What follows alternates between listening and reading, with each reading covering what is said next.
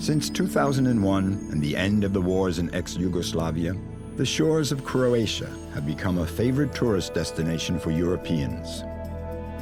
Stretching over several hundred kilometers, the Adriatic coast boasts of cities with an exceptionally beautiful architectural heritage. Split and the vestiges of Emperor Diocletian's palace, Trogir, a picturesque medieval city, Šibenik and its stunning Renaissance cathedral, and finally Dubrovnik, Ragusa in former times, with its famous fortifications. These cities are not only windows through which the light of history shines, they are also open doors onto the natural heritage of an entire region.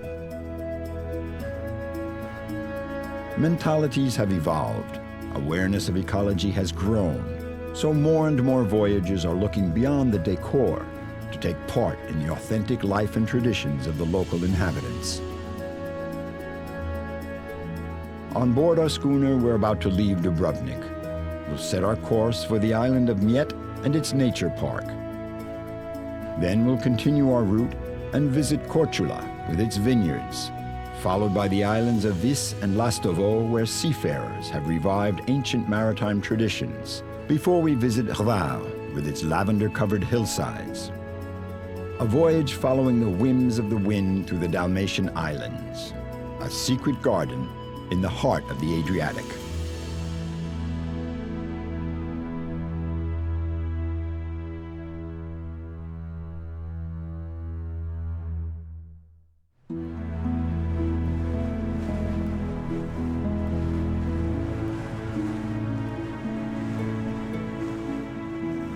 Before setting sail for the islands, we'll begin our voyage here on the continent, to the heart of the Krka National Park, where water and earth have joined forces to give birth to exceptionally beautiful landscapes.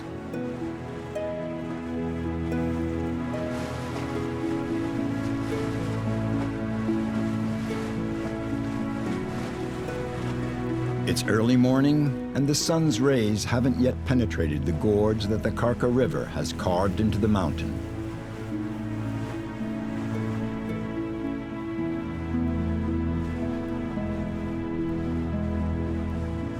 The Krka River takes its source in the Dinara, a high mountain.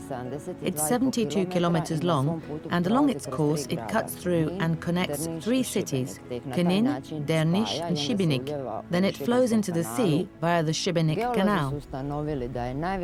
Geologists have found that the Krka used to be a much longer river with a much stronger current. That meant that during the last ice age, it flowed all the way to the sea. Do mora.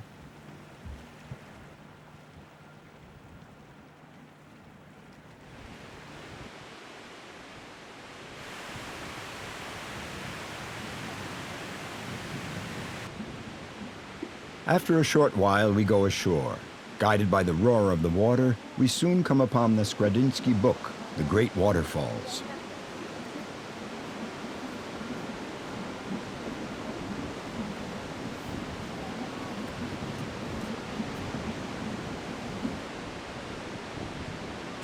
Making its way through the vegetation, the river becomes a cascade and spills down this rock staircase in an impressive turmoil before performing a final majestic leap.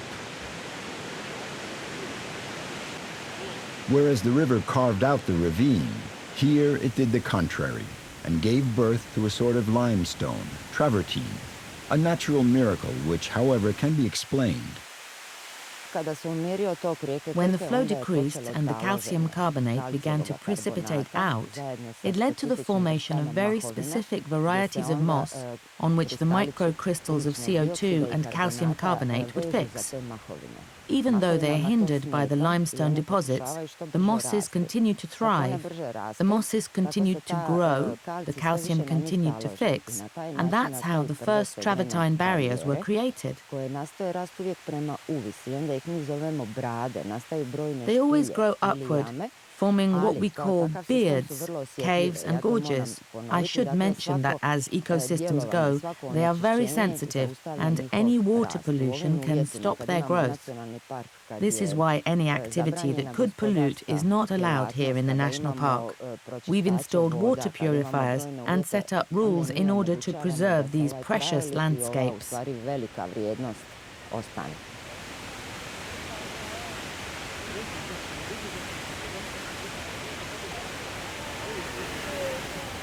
The Korcula National Park is a very popular tourist site.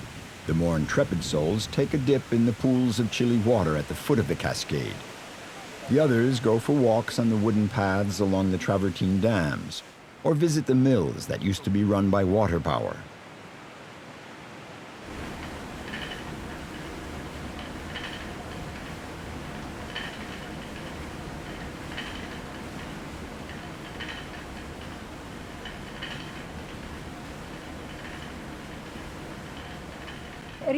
The Korcula River has always been very important for the local inhabitants.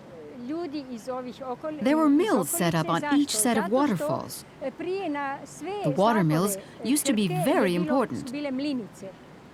To make bread, you first have to grind the wheat.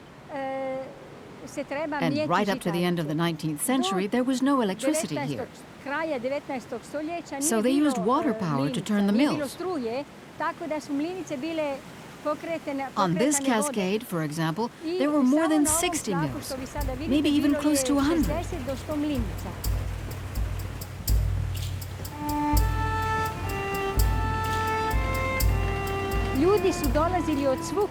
People would come from all over Dalmatia, Istria, and even from Dubrovnik to have their wheat ground. The Korcula flows into the sea. That means that starting at the estuary, it's possible to sail up the river right to this cascade. Once they loaded the wheat onto the boat, the villagers would come upstream to have their wheat ground. Then they'd turn around and go back home in their boat full of flour. Beyond the Great Falls, 40 meters higher up, we resume our trip on the river.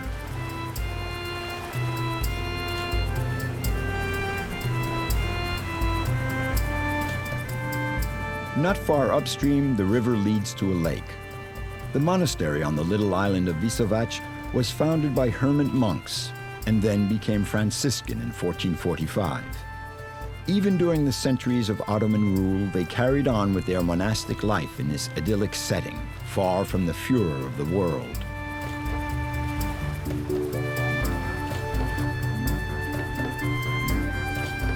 Continuing up the Korcula River, we come to a narrow gorge with dizzying cliffs on either side.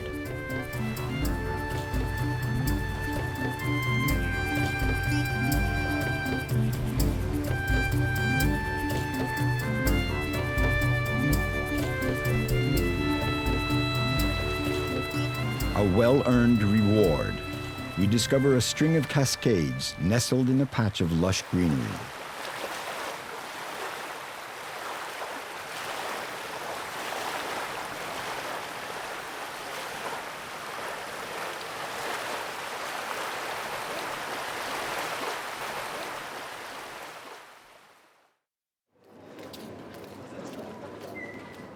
We're back in Dubrovnik, and we'll be leaving from here to discover the islands. Dubrovnik is a celebrity city. Like Venice, its mere name has the power to attract millions of tourists to the coast of Dalmatia every summer. From the 15th through the 17th century, Ragusa enjoyed its golden age. The city, reflecting its commercial might, flourished and was enhanced with palaces, churches, and monasteries.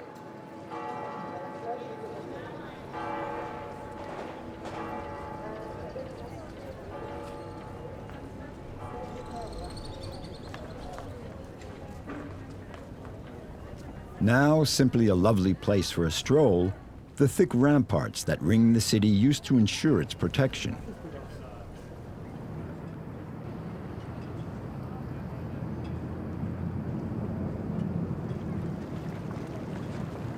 It was an epoch when sailing ships from Ragusa set out for the Orient, America, and Asia, and came back their holds laden with brocade, silk, precious woods, spices, and chinaware.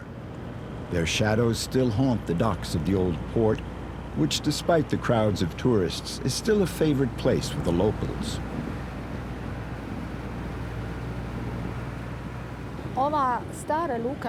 This old port, as we call it, is a very important site for Dubrovnik, and especially for the old-timers. They all have a little boat that they'll take out to sea or to the nearby islands. It's one of the city's most important spots. They all gather here before going out to fish or for a spin in their boat.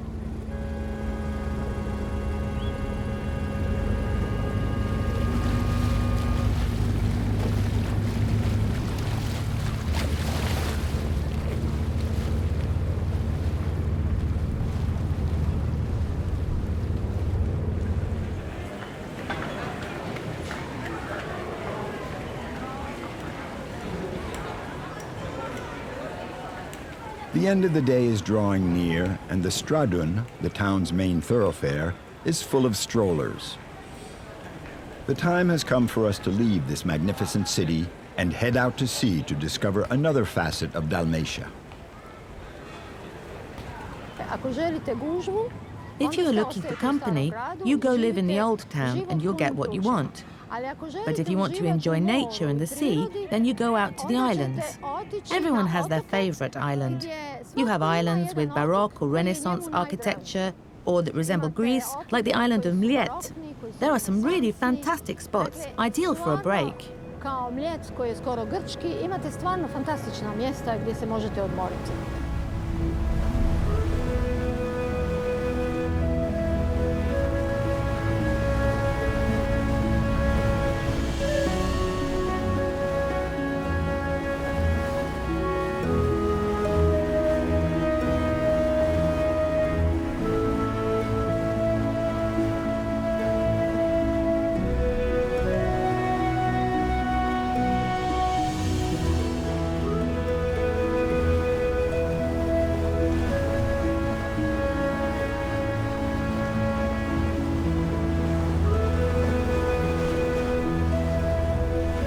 We've set sail from Dubrovnik.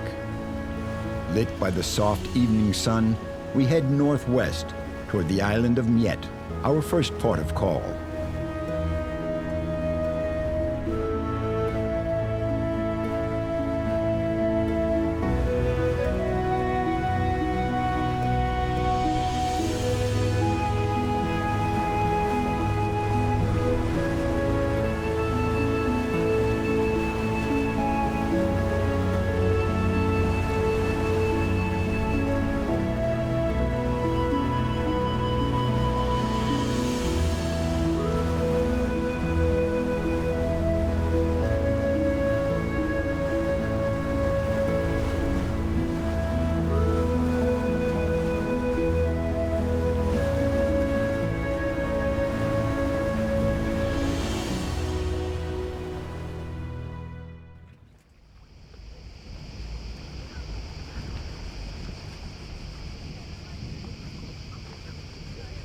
We spent the night in the little port of Pomena. There is some tourist activity here, as shown by the sailboats docked in the port, but it's a far cry from the bustle of Dubrovnik.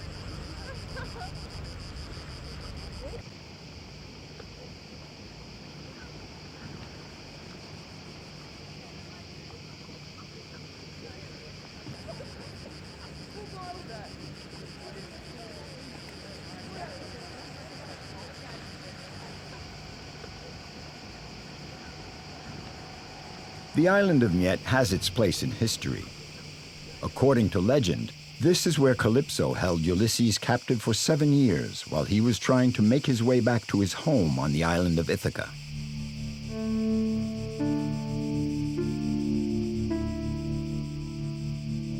With its sheltered coves and its forest-covered mountains, Mljet is one of the most beautiful islands of the Adriatic.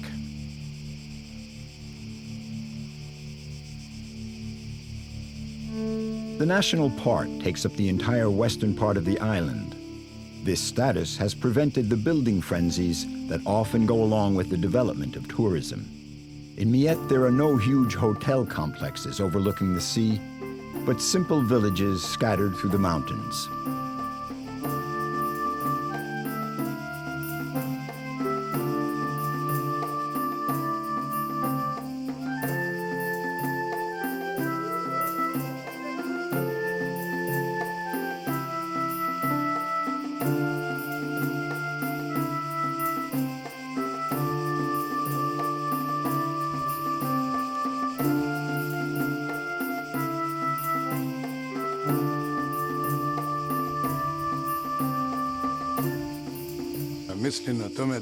I think that the hidden villages were constructed the way they were in order to protect the villagers from pirates and war. There must be a little over 1,000 inhabitants on this island. In winter, the village has about 100 people living here, but in this season you won't find more than 5. They all go down to the port to work in tourism, do business, maybe things like that.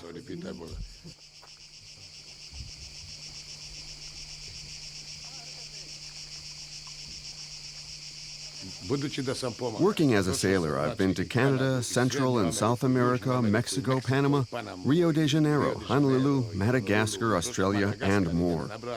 But this is my home. It's where I feel most at home.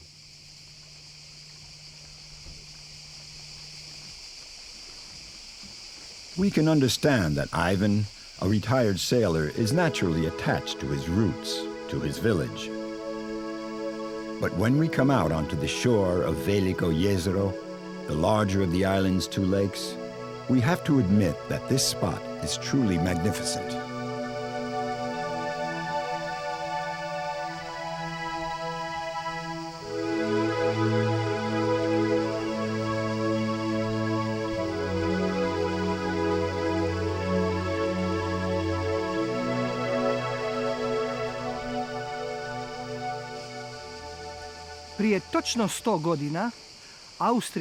Exactly 100 years ago, Austria made the decision to protect these lakes and the surrounding forests because they're so very beautiful.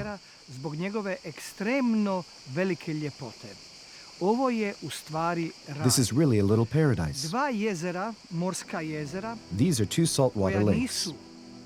They are in fact neither lakes nor fjords, and not even lagoons, but karstic plains that were flooded by the sea following earthquakes and a collapse of the earth.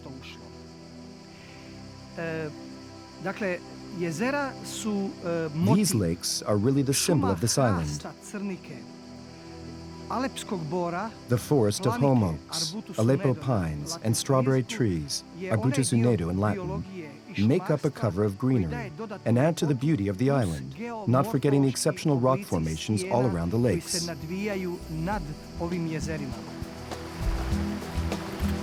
The protection of this natural wonder is somewhat problematic. Even though a protective barrier has been installed at the embouchure of the lake, it doesn't block all the waste carried in by the waves and currents.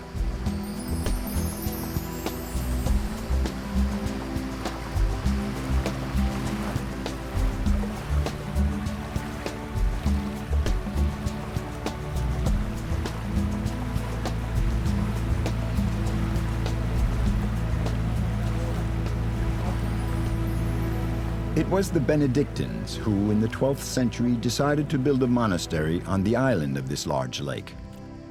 Down through the centuries, it had been renovated and remodeled many times, then abandoned in the late 19th century. Damaged during the recent war in Yugoslavia, it's now being restored.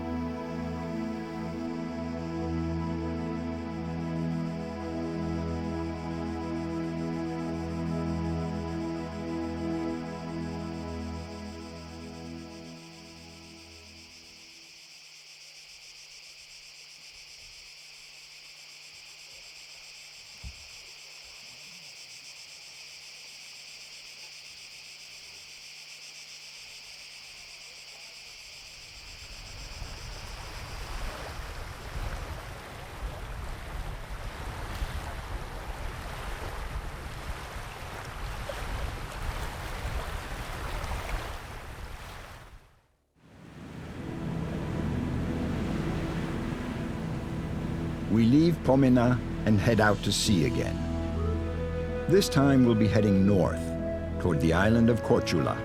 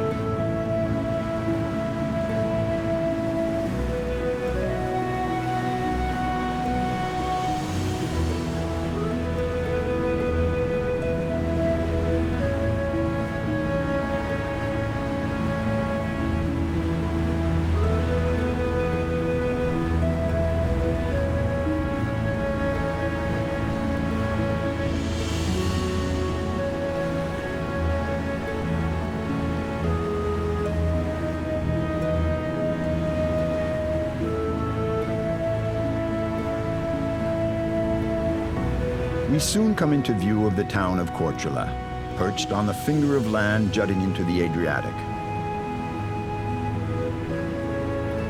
Like all the towns of the Dalmatian coast, Korcula changed hands many times in its history. But in the end, it was the Venetians who seized it and ruled from 1420 to 1797, a means for the Serenissima to keep an eye on its rival, Ragusa, just a few dozen kilometers away.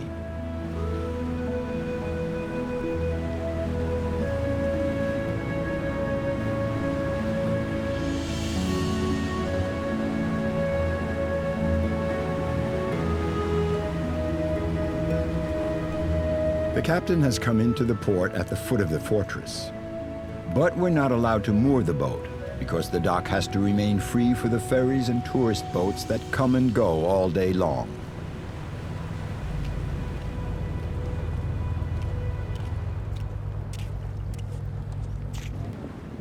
So we turn around and head for a smaller port at a short distance from the town.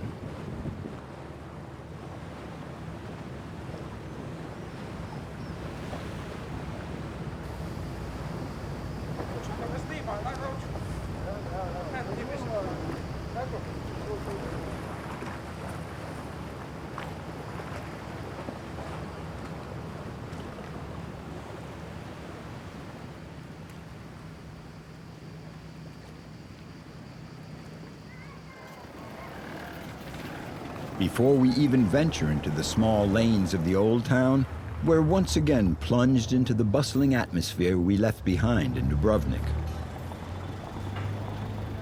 Several times a day during the summer, speedboats and ferries spill forth their crowds of tourists that they picked up in Split.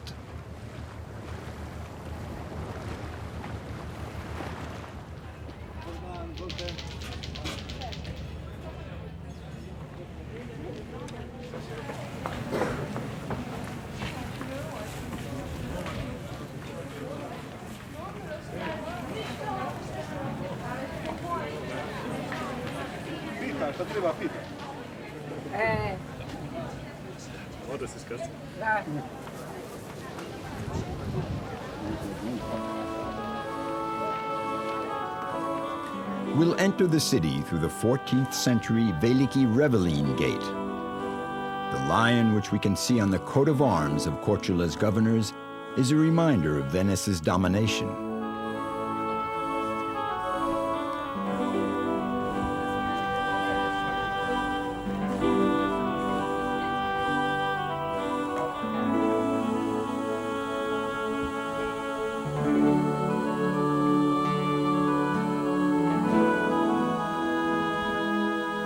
We take the shady streets heading up the hill and arrive at a square where we can find the city's major monuments.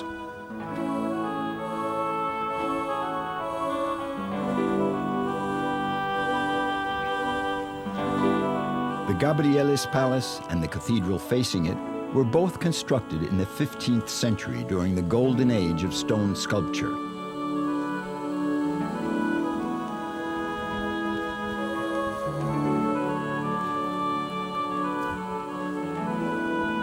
One century later, with the arrival of the Renaissance, stonecutters added some decorative elements to the Gothic facades.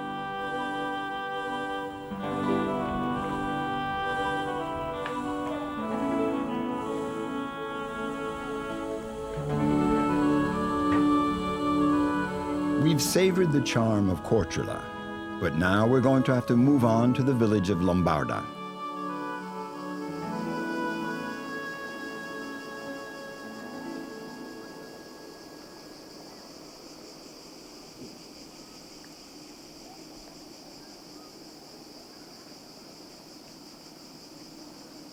These vine-covered hillsides that slope gently down to the sea are home to men and women who, like Maya, are always happy to receive visitors and talk about their lives and their love of their land and vineyards. It was the Illyrians who began to cultivate grapevines here, even though they were not widely reputed for their viticulture. It was mainly when the Greeks settled on the island and founded the village of Lombarda in the 3rd century BC that wine growing really began to thrive. That was when Lombarda became known for its wine. The Grk grape is rather special because it's made up of mainly female flowers, unlike 95% of other grape varieties which are bisexual, meaning with female and male flowers.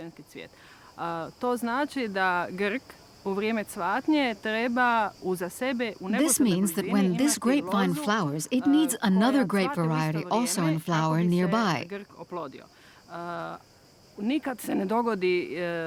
Even then, the flowers are never perfectly pollinated. And here you can see grapes that were pollinated better than others. The large grapes were well fertilized, the others not.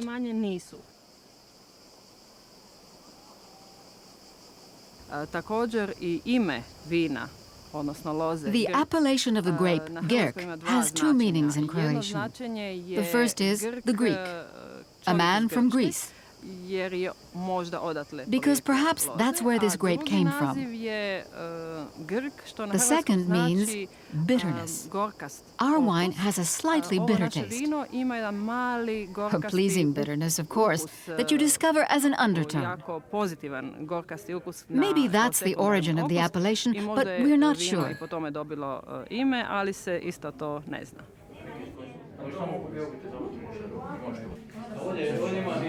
Frano is a wine grower, and like Maya, receiving small groups of tourists has become a regular part of his activity.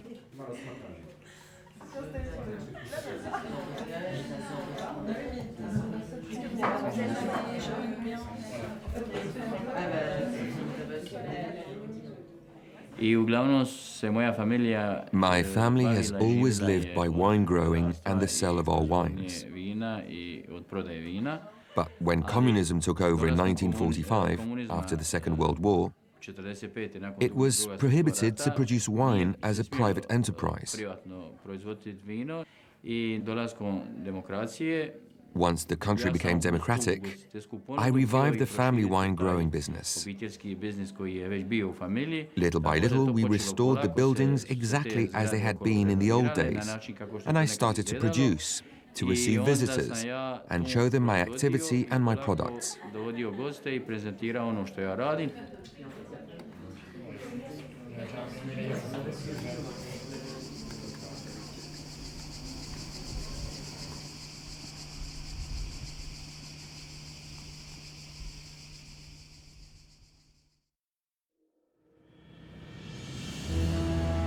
At daybreak, we leave Korcula. This time we're headed south, towards Lastovo, one of the most isolated islands of Dalmatia.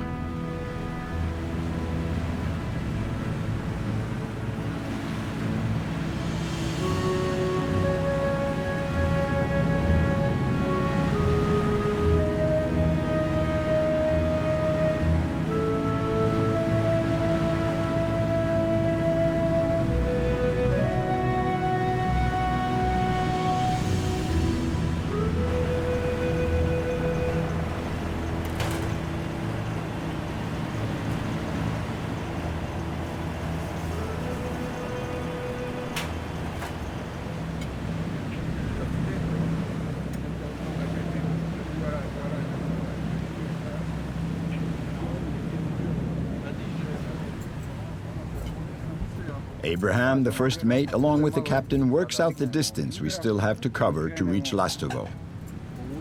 Then he decides to hoist the sails to take advantage of the winds.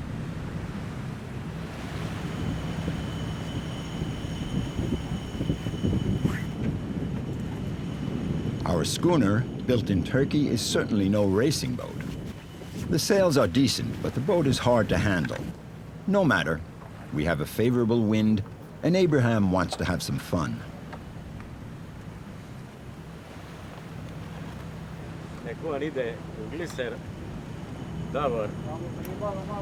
Actually, I think the main problem with this boat is everything you do, you got to do with hand. There are no winches.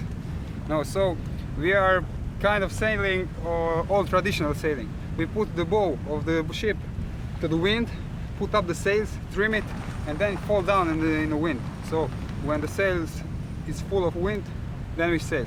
And every trim is done like this, because there are two big sails and big forces. Very hard to maneuver by hand.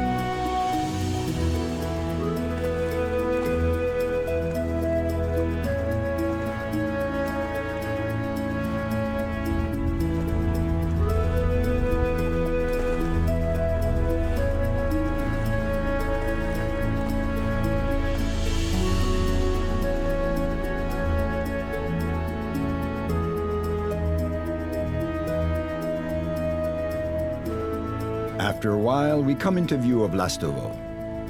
The captain has promised to tell us about this island and its singular history, but first he has a little surprise for us.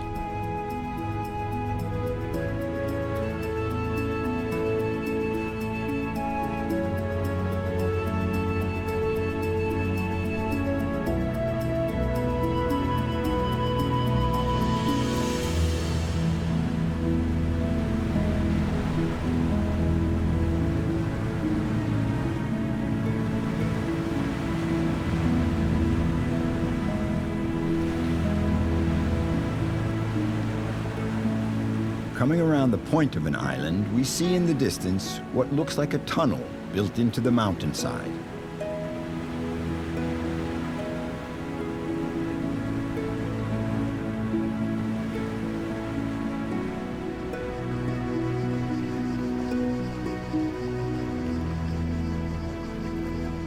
We soon learn that it is a hideout, an old submarine pen. It seems that there are several others like this one in the islands, but we can't find out any more for now.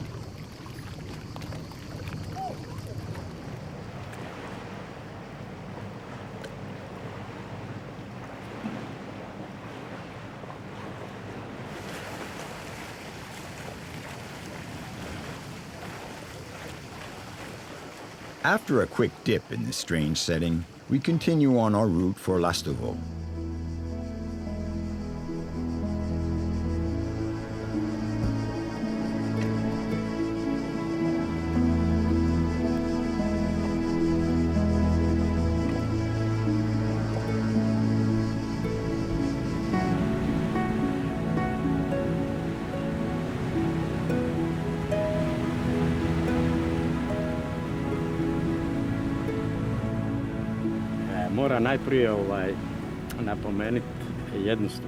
It's important to know that before the Yugoslav Confederation, the army was stationed in this region.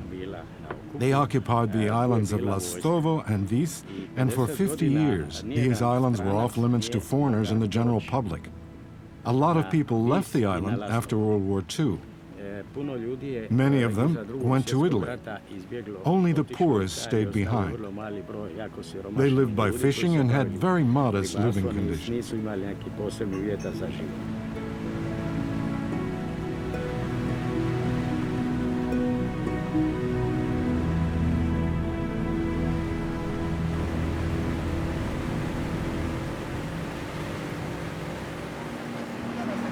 The information the captain gave us is still fresh in our minds when we disembark. In the port, we see a few sailboats, a filling station, a docked ferry with its hatch gaping. After its long enforced slumber, Lastovo seems to be having a hard time waking up. When World War II ended, the army moved right in and occupied the island. Same thing for the island of Vis.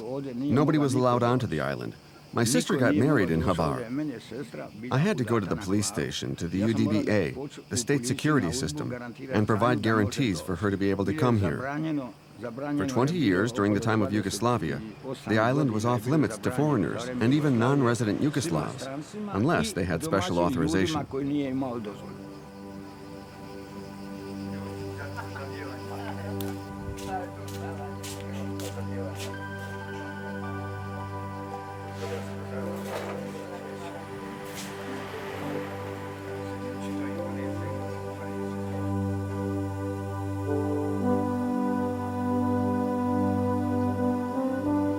Sitting out on their terrace, as they do every evening, Ivan and his wife are probably reminiscing about the old days.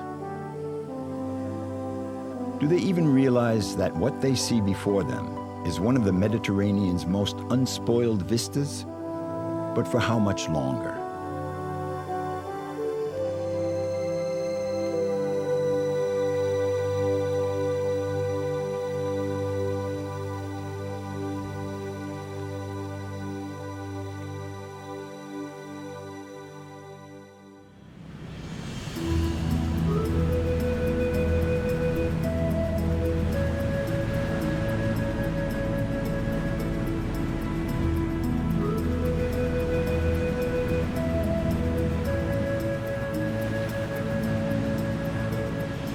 In the morning, the captain has weighed anchor and is heading west in the direction of the island of Vis, and in particular, Biševo.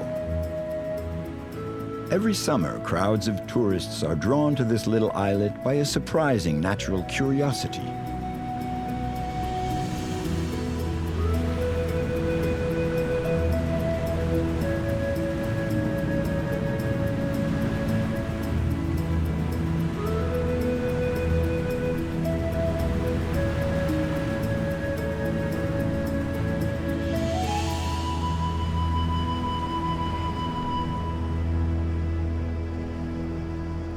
We dock at Biševo. This is where we're going to meet Professor Bosanic.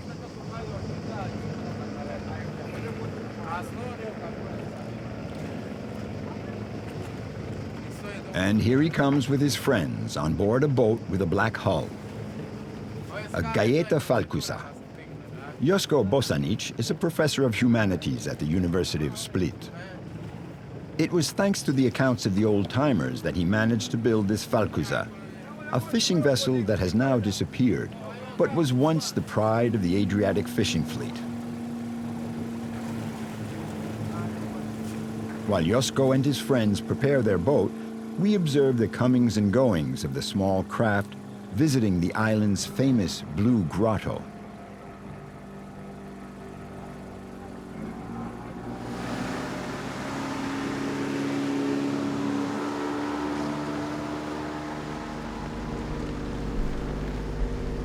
We follow the captain's advice and wait to visit the grotto for the sun to reach its zenith.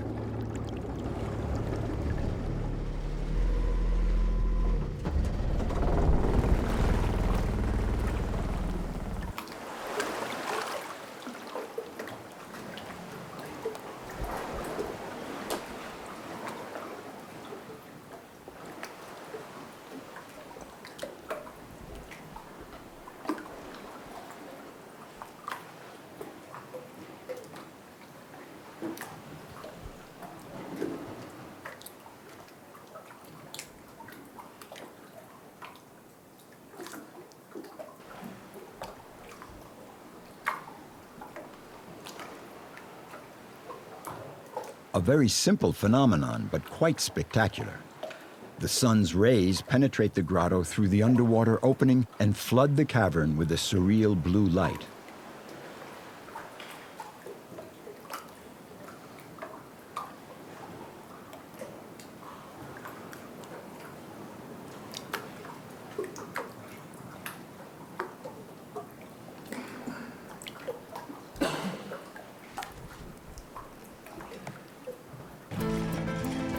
When we get back to the Falcuza, we see that the crew, dressed in the traditional fisherman's costume, is hoisting the mainsail.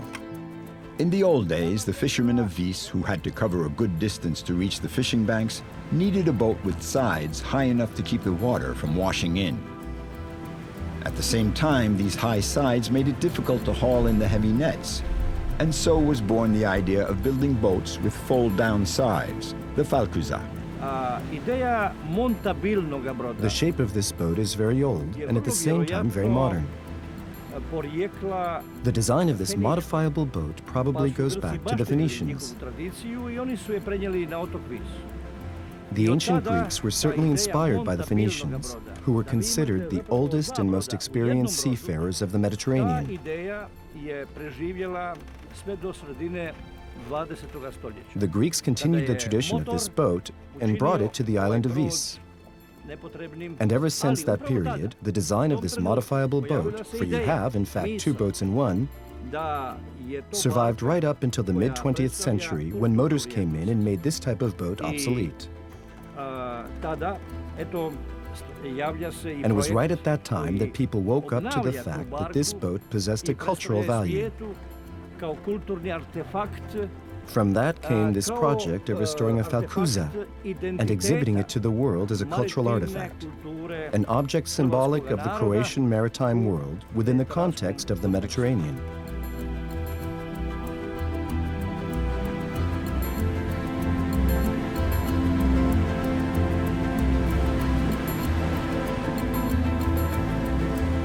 As we come into Vis, another Falcuza joins us.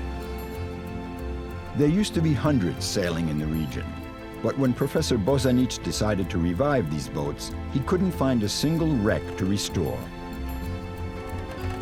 This is on account of a rather strange ritual. Every year, on the Feast of St. Nicholas, the fishermen would burn the old broken-down boats and offer the ashes to the sea in honor of their patron saint.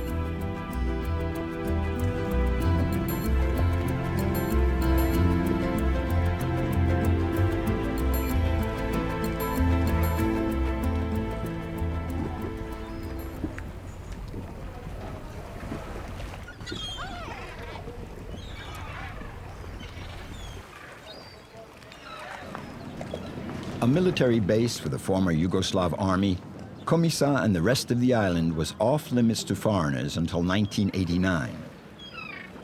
What surely must have been endured as a kind of punishment at the time, now has turned out to be perhaps a blessing in disguise for Komisa, an authentic city with its unvarnished beauty.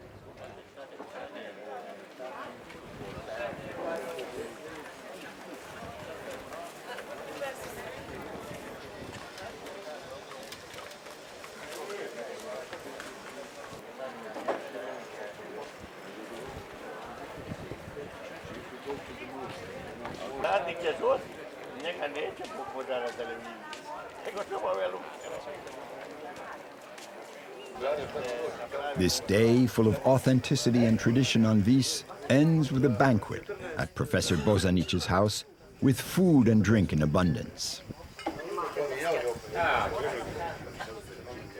An evening seasoned with tales of the sea, songs, and laughter that echo through the streets of Komisa until late in the night.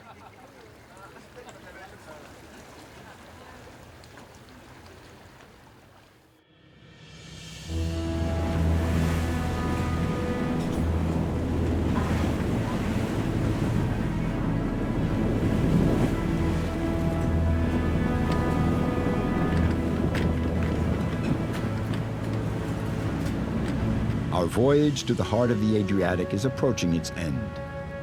We head north in the direction of our last port of call, the island of Hvar.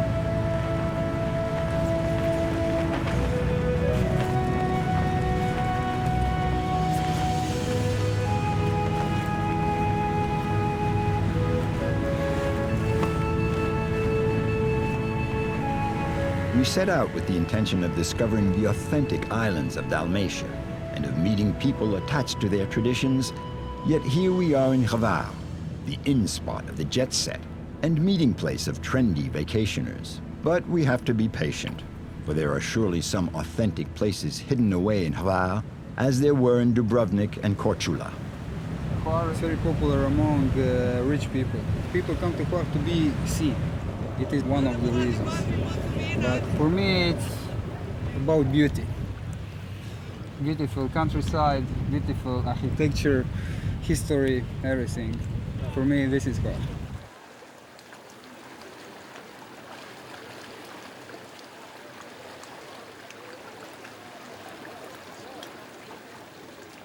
We're reassured by Abraham's opinion, and full of wonder, we watched the sunset before sitting down to a final dinner under the stars.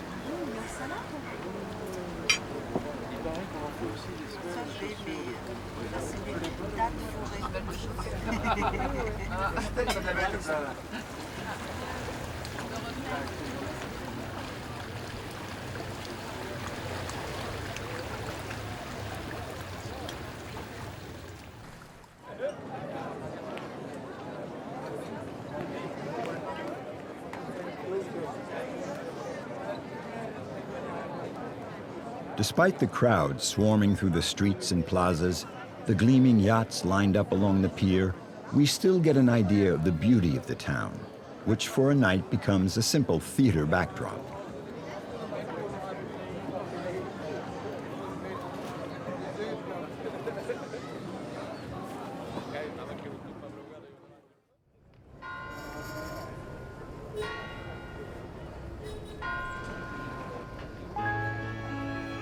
The next morning, we discover Hvar under its true colors.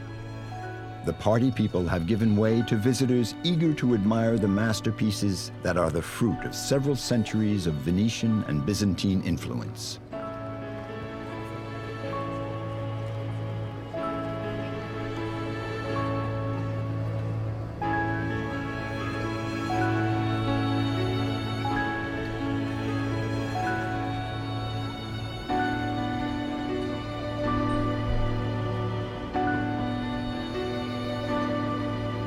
Hvar was never a major trading and sea power like Dubrovnik and Korcula.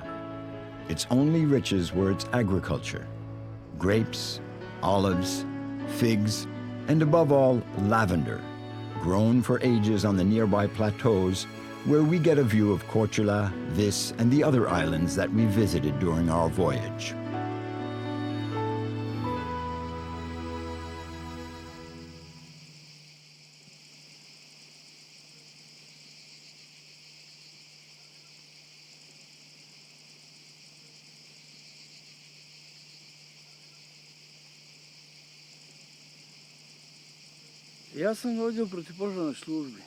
I work in forest fire prevention.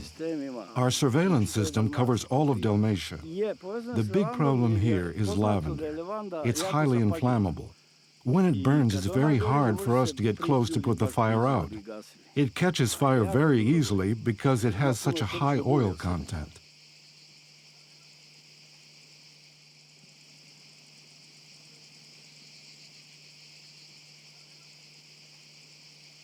Now the lavender trade has almost totally disappeared. Only a few enthusiasts, like Rocco, continue climbing the hills of Hvar to pick lavender as it was done in years gone by. My grandfather grew lavender, then my father after him, and I'm carrying on simply as a labor of love and out of respect for the tradition.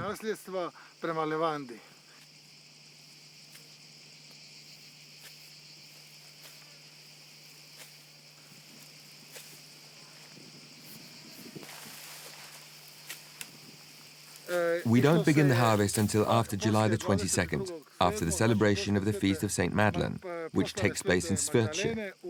That's how it used to be in my village, at least. When we'd start to harvest the lavender, people would get up at 3 o'clock in the morning and set out on horseback. We'd put the lavender into sacks like this one here, then load it onto the horse and would go back home around 9 or 10 o'clock in the morning. It was really a beautiful sight to see these people leaving on horseback around 3, 4 o'clock in the morning, in the middle of the night, by moonlight, to see them picking out in the middle of the lavender fields and then coming back. Here, all around here, there were people picking lavender, and they'd be calling out to each other, joking, chatting, while they were doing the harvest.